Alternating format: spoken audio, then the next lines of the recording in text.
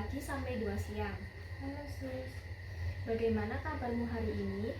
tadi saya agak sesak tapi sekarang udah lebih baik sus. Syukurlah kalau sudah lebih baik. Hari ini saya ingin ngobrol dengan kamu tentang cara mengelola asma. Ya sus, saya masih bingung gimana cara menjaga agar tidak sesak lagi. Asma itu terjadi ketika saluran napasmu menyempit. Biasanya kalau kamu merasa sesak, itu tanda bahwa tubuh kamu butuh lebih banyak oksigen. Tapi jangan khawatir, kita bisa bantu atasi itu. Salah satu cara yang terpenting adalah dengan mengatur napas. Jadi saya harus tahu kapan rasa sesak itu datang dan gimana cara mengatasinya agar saya tidak panik ya sus. Betul, misalnya saat napasmu mulai merasa sesak, coba ikuti langkah-langkah ini. Saya akan ajarkan pernapasan yang bisa membantu kamu tetap tenang. Coba duduk tegak, tarik nafas dalam melalui hidung, tahan 3 detik, lalu hembuskan perlahan melalui mulut. Lakukan cara ini beberapa kali ya sampai kamu merasa tenang.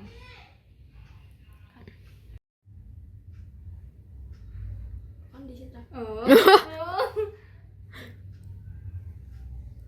Saya khawatir sus kalau misalnya sesak nafas saya kambuh lagi di sekolah. Apa yang harus saya lakukan untuk bisa mencegahnya sus? Kamu harus tahu kapan gejala asma muncul dan bagaimana cara mengelolanya.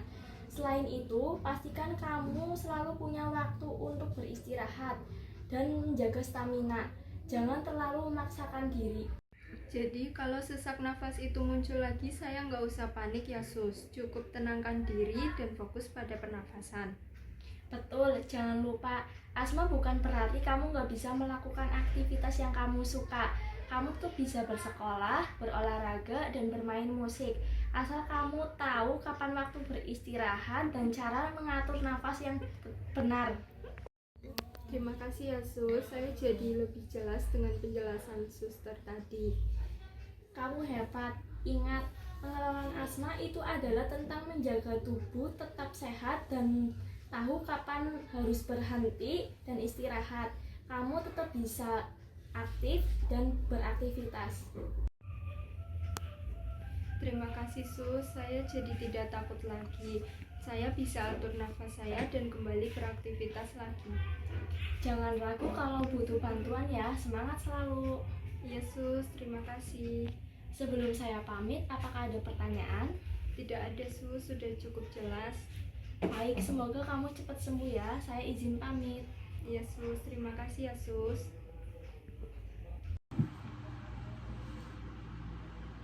Komunikasi efektif dengan pasien yang memiliki gangguan penglihatan sangat penting untuk memastikan bahwa informasi disampaikan dan dipahami dengan jelas. Meskipun ada keterbatasan dalam menerima isyarat visual, pasien dengan gangguan penglihatan mungkin kesulitan memahami arahan atau instruksi yang biasanya disampaikan melalui gambar, isyarat, atau tulisan.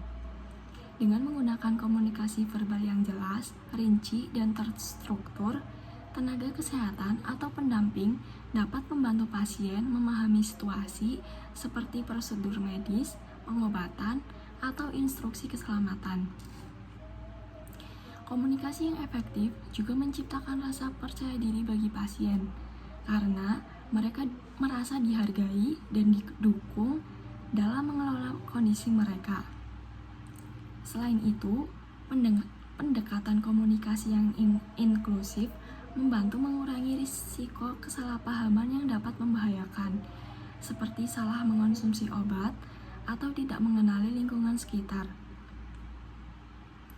Dengan memberi penjelasan verbal yang terperinci dan memanfaatkan teknologi atau alat bantu lainnya, pasien dapat berpartisipasi aktif dalam pengambilan keputusan terkait kesehatannya. Komunikasi yang efektif juga mendukung kesehatan emosional pasien dengan menciptakan hubungan yang hangat, empatik, dan penuh perhatian. Dengan demikian, komunikasi yang baik bukan hanya memenuhi kebutuhan fisik pasien, tetapi juga mendukung kebutuhan psikologis dan sosial mereka. Nah, di dalam kasus ini terdapat Pasien remaja dengan gangguan penglihatan dengan diagnosa asma. Apa sih itu asma? Asma adalah penyakit kronis pada saluran pernafasan yang ditandai dengan peradangan dan penyempitan saluran nafas. Kondisi ini menyebabkan gangguan aliran udara masuk dan keluar dari paru-paru, sehingga menimbulkan gejala seperti sesak napas, batuk, mengik, dan rasa berat atau sesak di dada.